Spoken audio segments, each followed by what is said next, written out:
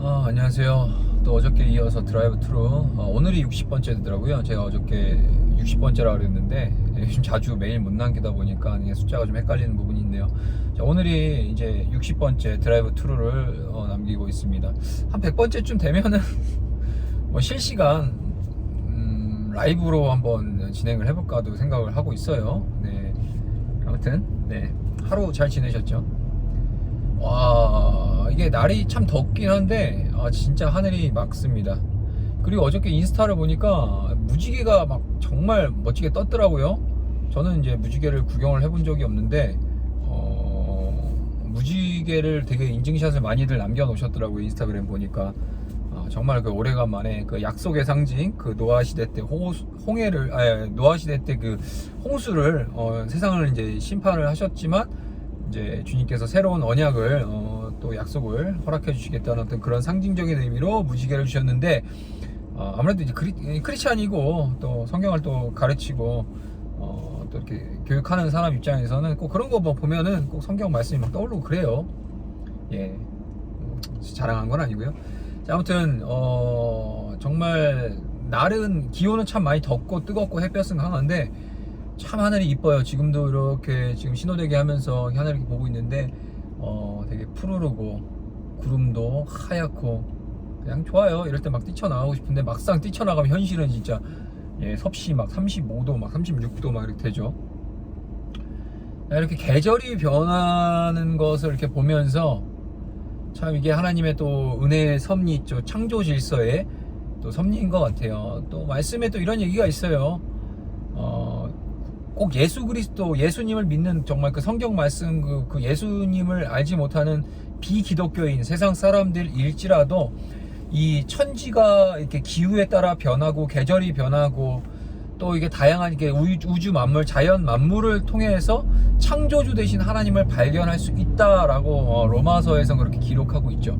그렇기 때문에 뭐 이런 질문들 많이 하신 것 같아요. 저도 뭐 선교에 대한 비전이 있고 선교를 이제 나가야 될 사람이지만 한 번도 예수님에 대한 이야기를 들어보지 못한 사람들에 대해서 그들은 어떻게 그럼 그들도 뭐 오직 예수만 구원을 받는 거 아닙니까라고 이제 기독교인들이 이렇게 얘기할 때 그러면은 한 번도 예수님에 대한 얘기를 들어본 적도 없고 기독교 문화를 접해본 적 없는 사람들은 단순히 본인들이 원해서 예수님을 모르는 것도 아니고 그냥 들을 수 없는 그런 환경과 태어난 어떤 그런 상황 때문에 그런 건데 그런 사람들도 지옥 가는 거 아니냐라는 어떤 그런 아주 이제 어떻게 보면 되게 깊이 있는 질문이기도 해요.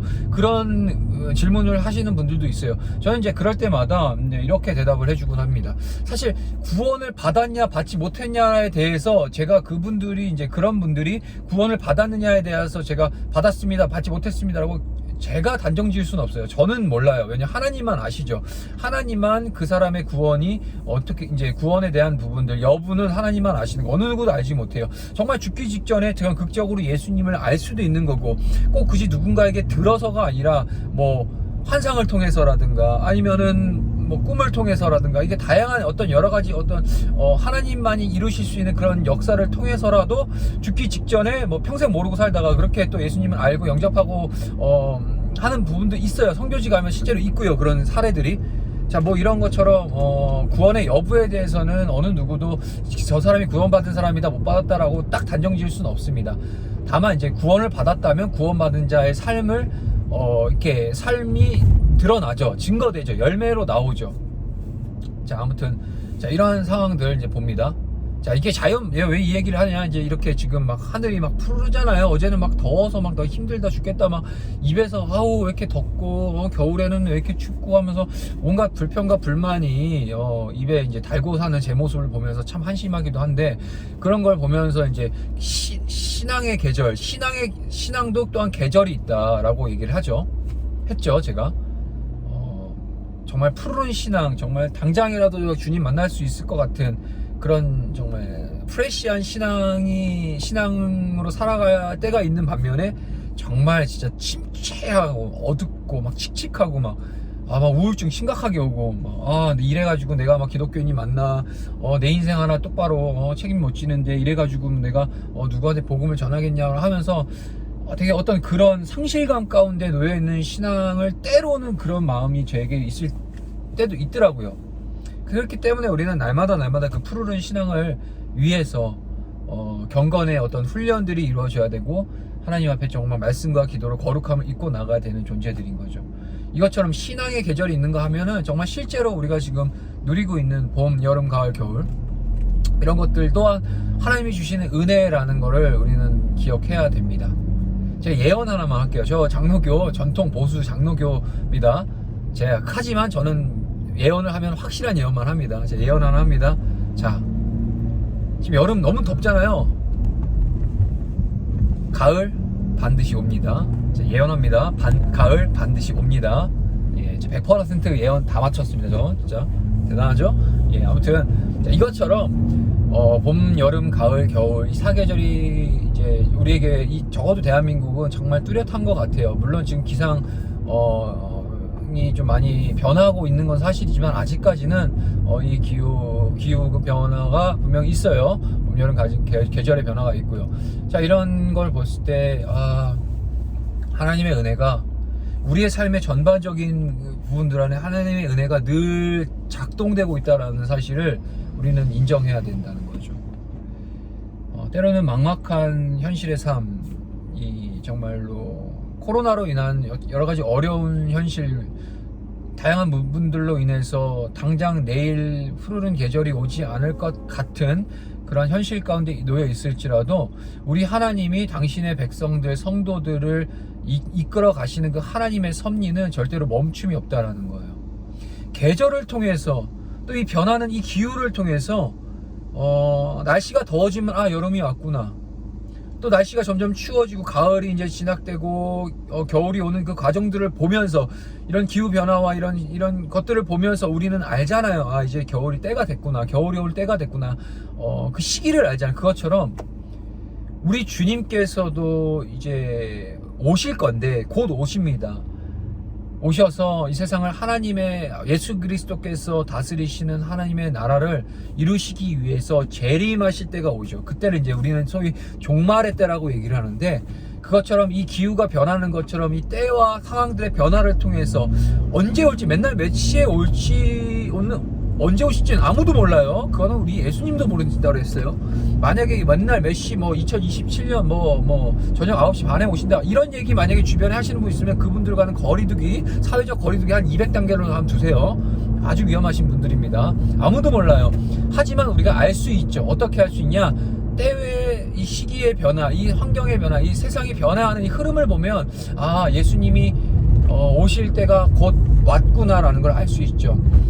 수많은 복음서에서도 예수님이 곧 오실 건데, 그때 내가 올 때를 어떻게 알 수 있냐, 처처에 곳곳에 기근과 전쟁과 또 사람의 그 무정함과 다양한 죄의 현상들이 두드러지게 나타난다고 그래요. 어떻게 보면 오늘날 믿는 사람 그렇다 치고, 예수님 믿는 사람들 그렇다 치고, 믿지 않는 사람들도 오늘날 이 시대에 지금 돌아가는 이 세상 사람들이 악함을 보고 뭐라고 얘기하냐, 말세라고 표현을 하죠. 말세를 넘어서 저는 굳이 말세라고 표현드리고 싶어요. 자, 이것처럼 우리가 경각심을 갖고 살아야 된다는 얘기를 드리고 싶은 거죠. 당장 우리에게 허락된 그 내일이 오늘처럼 우리가 안전하게 지낼 수 있을 거라는 보장이 없어요. 코로나 오늘 보니까 1600명이 넘어섰다고 하는데, 서울 지역에, 서울 수도권 지역에 2000명, 3000명 되는 거. 또 그리고 지금 세계 곳곳에 해외 토픽들을 보니까 지금 남아공 같은 경우는 또 여러 가지로 지금 시민들의 어떤 그런 폭동들이 일어남으로써 되게 치안이 많이 어려워지고 되게 상점들이 약탈을 당하고 이런 정말 어려운 상황들. 미얀마 상황은 여전히 호전되지 않고 있고, 인도 같은 경우는 코로나로 인해서 변이 바이러스로 인해서 인도는 수천만이 지금 죽어나가고 있어. 심지어는 화장터가 없고 묻을 데가 없고, 심지어는 코로나 환자를 수용할 병원이 없다고 그러죠. 의사도 없을 뿐더러. 그만큼 정말 이 지구촌에 일어나고 있는 이 다양한 어떤 이 현상들을 그저 우리는 적어도 신앙인 그리스도인으로서는 그냥 그대로 그냥 그러려니 하고 바라볼 현상은 아니라는 거예요. 주님이 곧 오실 때가 왔다라는 그런 종말론적인 어떤 신앙관을 가지고 그렇다고 해서 정말 종말이 다가왔잖아, 어떡하지, 두려워하고 막 지리산 막 기도원 혼자 들어가서 막 세상과 단절하고 막 하얀 옷 입고 막 혼자 막 금식기도 하고 이러고 있으라는 것이 아니라, 당장 내일 당장이라도 주님 오실 수 있다라는 어떤 그런 전제의 그 믿음을 가지고 오늘 우리에게 주어진 이 삶을 그리스도인으로서의 합당한 삶, 복음을 증거하고 예수님을 모르는 자들에게 하나님의 사랑과 긍휼을 드러내고 복음에 합당한 삶, 오늘의 우리에게 주어진 그 은혜를 붙들고 살아가는 것이 바로 종말의 때에 우리가 주님을 맞이하는 그런 참된 성도로서의 자세라는 사실. 자, 뭐 이렇게 지금 또 10분이 넘게 떠들었는데 요점은 하나입니다. 계절이 변하고 기후가 바뀌고 이렇게 하나님이 만들어 놓으신 창조 섭리의 이게 순리에 따라서 우리가 살아가고 있듯이 우리의 신앙과 믿음과 우리의 인생도 하나님이 이끌어 가시는 그 하나님의 섭리 가운데 이루어가고 있다는 것. 그 섭리의 그 절정엔 뭐가 아니야, 바로 예수님의 재림, 곧 종말의 때가 있는데, 그 종말의 때 당장 내일이라도 주님이 다시 오실 수 있으시다는 그런 어떤 실체, 믿음의 실체를 가지고 오늘 하루를 그리스도인답게 살아가는 것이 바로 우리에게 필요한 자세라는 것, 믿음의 자세, 참된 성도의 바른 자세라는 것을 말씀드리고 싶었습니다. 자, 이렇게 좋은 날 너무 또 밖에 나가서 다니지 마세요. 또 여러 가지로 지금 코로나 많이 확산되고 있는데, 이럴 때일수록 좀 잘 준비해서 잘 이렇게 건강도 잘 지키시고 스스로 또 질서를 잘 지켜내면서 이렇게 그리스도인다운 삶을 살아갈 수 있는 우리 되기를 원합니다. 그럼 좋은 날 되시고 안녕.